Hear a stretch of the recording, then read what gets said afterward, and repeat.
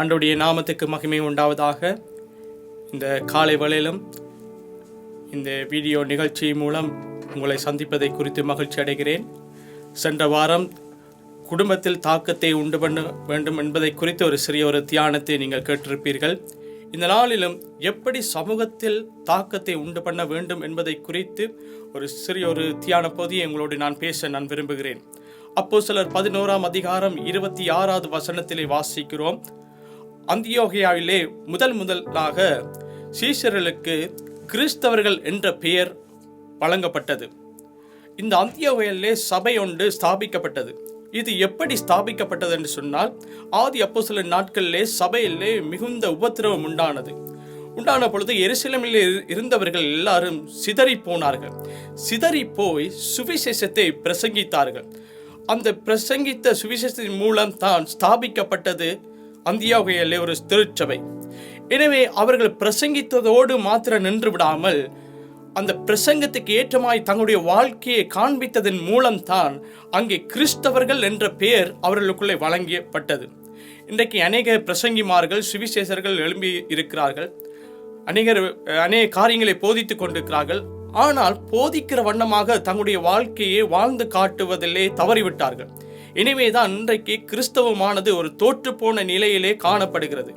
இன்றைக்கு நாம் போதிப்போடு மாத்திரம் நாங்கள் நின்று விடாமல் எங்களுடைய வாழ்க்கையிலே கிறிஸ்துவை காண்பிப்பது மிக மிக அவசியமாக இருக்கிறது. ஏனென்றால் அதுதான் சமூகத்திலே பெரிதான ஒரு தாக்கத்தை அது உண்டு பண்ண கூடியதாக இருக்கிறது.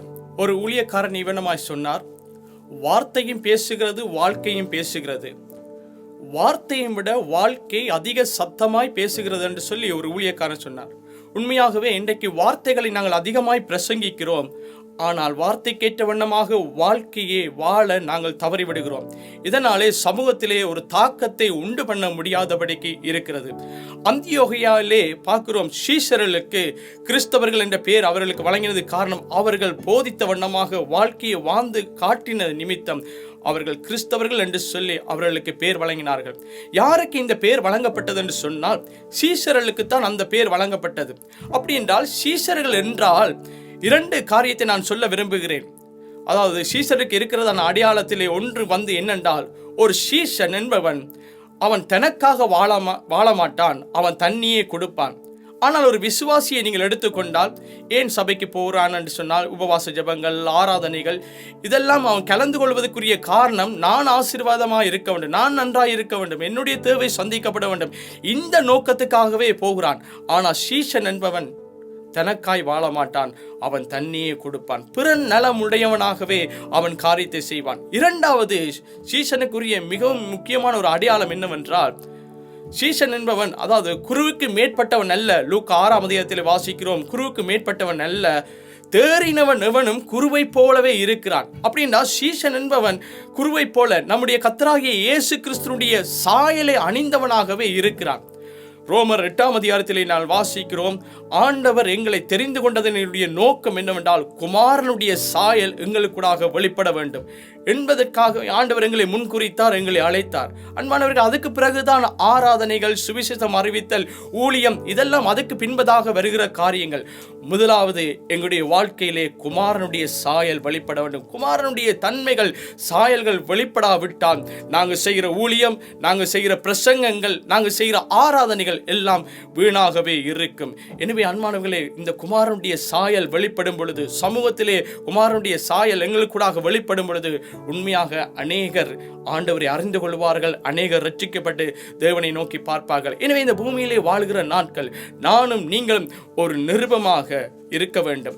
இன்றைக்கு உலகத்தில் அநேக பேர் ரட்சிக்கப்படாதவர்கள் அநேக பேர் இருக்கிறார்கள். ஏன் வீட்டிலும் சரி, நாங்கள் இருக்கிற கிராமத்திலும் சரி, சமூகத்தில் அநேக பேர் தேவனை அறியாதவர்கள், ரட்சிக்கப்படாதவர்கள் அநேகர் இருக்கிறார்கள்.